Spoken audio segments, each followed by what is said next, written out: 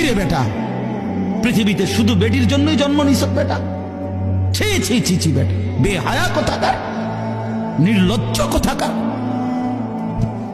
নারীর জন্যই পৃথিবী, শুধু এই বেডিতের লাগে থাকার জন্যই জীবন।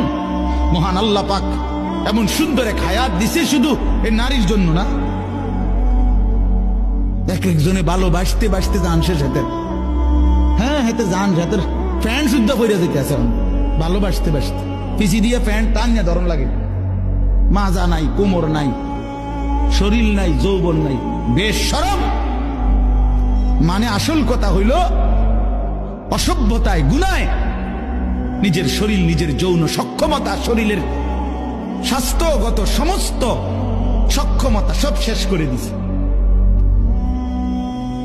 হ্যাঁ, আমি খোলামেলা বলি, নওজোয়ান তোমাদের জন্য বলার কেউ নাই, চিল্লায় না কেউ, ফেরাইবার মানুষ কম। চরিত্র নষ্ট করছো, হারবাল কোম্পানি পোস্টার লাগাইয়া রাখছে।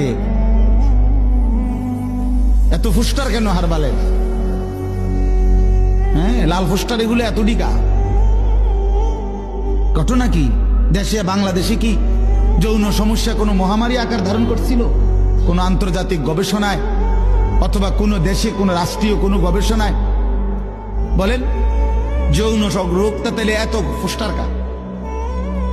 মাকসাদ কি? মাকসাদ একটাই, চরিত্রহীনতা বেড়ে গেছে বন্ধু। তোমরা আমার ছেলে, আমার সন্তান, আমার ভাই, আমার বন্ধু, প্রিয় ভাই আমার, নষ্ট হইও না।